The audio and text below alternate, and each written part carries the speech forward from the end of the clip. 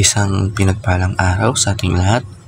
So ngayon, gusto kong unang magpasalamat sa ating Panginoon na binigyan na naman ako ng oportunidad na makapag-share or makapag-talk dito sa devotion na ginagawa natin.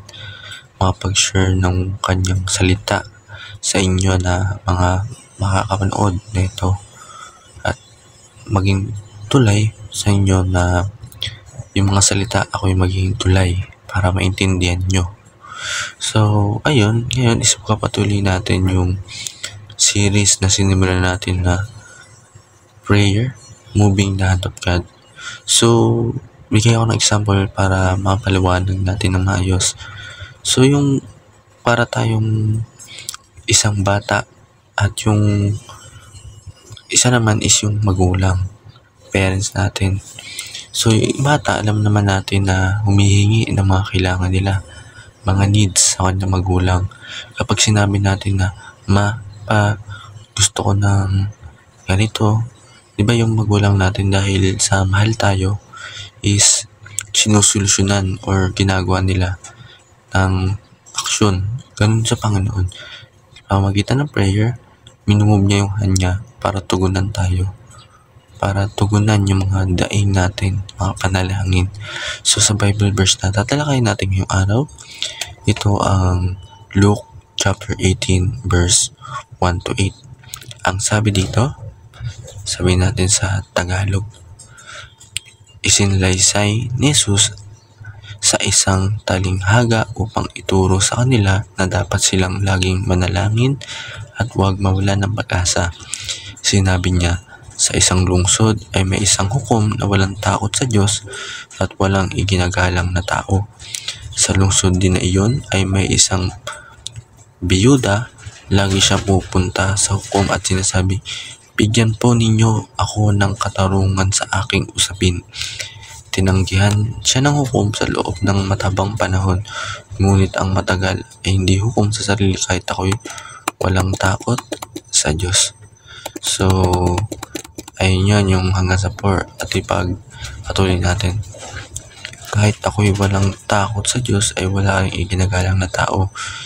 Ibinigay ko na ang katarungan, hinihingi ng biyudang ito sapagkat lagi niya akong ginagambala at mainis pa ako nakakapunta niya rito. At pagpatuloy ang Panginoon na pakinggan ninyo ang sabi ng masamang hukom na yun, ngayon ipinagkakait kaya ng Diyos ang katarungan sa kanyang mga hinirang na pumunta sa kanya. So, sila kaya ipaghihintayin ng matagal. Sinabi ko sa inyo, agad na ibinigay sa kanila ang katarungan, ngunit sa pagbabalik is So, aba ng Bible verse natin. So, dumako tayo ngayon sa aning teaching to magets natin. Sa una is God tests our faith. Tinitest ng Panginoon yung faith natin. Kung talaga bang totoo, pure yung faith natin sa Kanya. Talagang tinitest niya. At pag talagang napatunayan niya na totoo yung faith natin sa Kanya, is pagkakantipal niya. So, sa pangalawa, prayer must be persistent. Yung prayer natin, kailangan persistent yan. Kailangan hindi yan magbabago. Kailangan hindi yan yung kailangan mo lang maisipan. Kailangan totoo yan. At palagi mong ginagawa. So, sa last, God is good, just, and gracious. Ang Diyos ay mabuti. Ang Diyos ay patas kung sa lahat ng kanyang mga tao. Lahat niyang people. At gracious. Ang Diyos ay pagpapalain tayo. Application, never stop praying for our unbelieving loved one.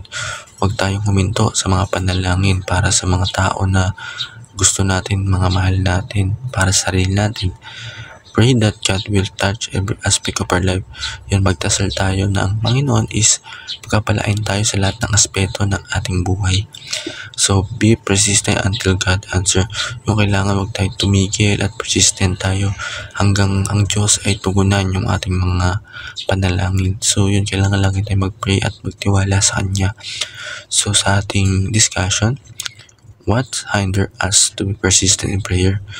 Why is being prayerful important to our Christian life?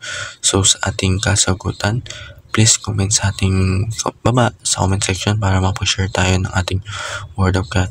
And maraming salamat sa panonood, and naway may natutunan tayo sa ating panonood, and maraming salamat. God bless to all.